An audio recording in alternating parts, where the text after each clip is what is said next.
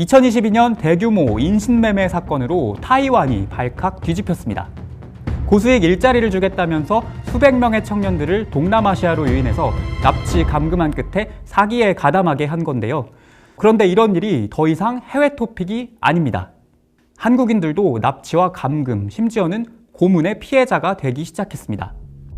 우리 정보당국이 파악하고 있는 캄보디아 내 범죄 단지는 모두 3곳. 취재 결과 여기가 바로 투자 리딩방 등 각종 범죄가 일어나는 곳이었습니다. 중국인들이 한국인을 납치하거나 유인한 다음 가둬놓고 범행하는 곳이기도 합니다. 안녕하세요. 저는 캄보디아 취업 사기 문제를 취재한 KBS 이원희 기자입니다. 캄보디아 범죄 도시 사라지는 한국인들. 오늘은 어쩌다 캄보디아에 이런 범죄 도시가 들어서게 됐는지, 또 한국인들은 왜 여기에 연루되는 건지 짚어보겠습니다. 중국 본토는 도박이 불법입니다. 이 때문에 도박을 하려는 중국인들이 캄보디아 같은 동남아시아로 가서 카지노를 가게 되는 건데요. 캄보디아 남부 시아누쿠빌 같은 곳이 대표적인데, 중국계 자본이 이런 곳에 대거 들어오면서 도시는 카지노와 호텔에 이어서 온라인 도박까지 성행하게 됩니다. 이 온라인 도박은 멀리 갈 필요 없이 중국에서도 즐길 수 있기 때문에 업자들에게는 큰 돈줄이 됩니다. 그런데 이 돈줄이 막히는 상황이 연달아 생기게 됩니다. 2019년 캄보디아 정부가 온라인 도박 금지 정책을 내놨습니다. 때마침 코로나19까지 터지면서 동남아시아를 찾는 도박꾼들이 급격하게 줄어들었습니다. 이 범죄 조직들에게는 돈줄이 끊긴 상황인 거죠. 그런데 이 코로나 기간 동안에 비대면 거래나 암호화폐 이런 것들이 급격하게 활성화되면서 범죄 조직들이 눈을 더 넓히게 됩니다. 바로 로맨스 스캠이나 주식 투자 사기 같은 사이버 사기였습니다. 그럼 누군가는 이 피해자들에게 접근하는 가해자 역할을 해야 하는 건데, 여기서부터 인신매매가 시작된 겁니다. 범죄 조직들은 젊은 사람들을 취업 사기 형식으로 데려와 놓고 감금시켜서 대본에 맞춰서 온라인 사기를 하도록 강요했습니다.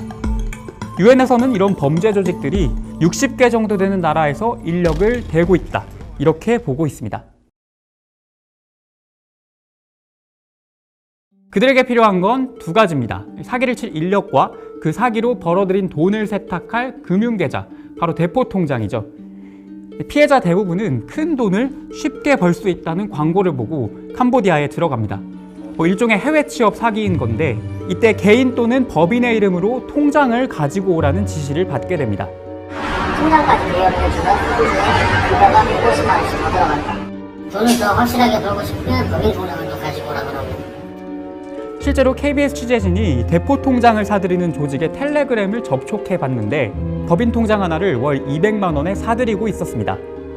해외 출국이 가능하면 돈을 더 준다길래 그럼 어디로 가는 거냐 이렇게 물어봤더니 중국 또는 캄보디아, 이런 답이 돌아왔습니다. 심지어는 호텔에서 쉬다 오는 일이다, 이렇게 아주 쉬운 일이라는 식으로 말하기도 했습니다. 결국 이런 말에 속아서 동남아시아로 넘어가게 된 사람들, 여권과 소지품을 모두 뺏기고 심지어는 납치와 감금의 대상이 됩니다. 유엔에서도 특히 20, 30대의 젊은 사람들이 SNS 광고를 보고 이런 취업 사기에 쉽게 넘어간다고 보고 있습니다. 중국인 범죄 조직은 한국인들을 상대적으로 협박하기 쉬운 존재로 보고 있습니다. 위협을 가했을 때 대포 통장이나 유심, SNS 아이디 이런 것들을 쉽게 얻을 수 있다고 생각하는 거죠. 또 모든 일이 틀어졌을 때 이 조직원들이 최종적으로 요구하는 게 바로 납치 몸값입니다. 여기서 풀려나기 위해서 대부분의 한국인들이 수천만 원대 고액의 합의금을 낸다는 걸 알고 있는 겁니다. 유엔에서는 납치된 사람들의 평균 몸값을 3,000달러에서 3만 달러 사이로 보고 있는데요.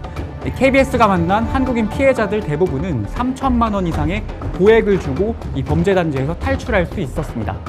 확실히 한국인들의 몸값이 평균에 비해서 비싼 편인 거죠. 그래서 최근에는 아예 가둬놓고 돈 내놓으라고 협박하려는 목적으로 이 사람들을 데려오는 방식으로 범죄 양상이 변하고 있습니다. KBS 취재와 보도가 시작된 이후에 지금도 KBS에는 계속해서 이런 납치 감금 피해자들의 제보가 들어오고 있습니다. 지금 이 순간에도 취업 사기에 속은 젊은이들은 캄보디아의 범죄 도시로 사라지고 있는 겁니다.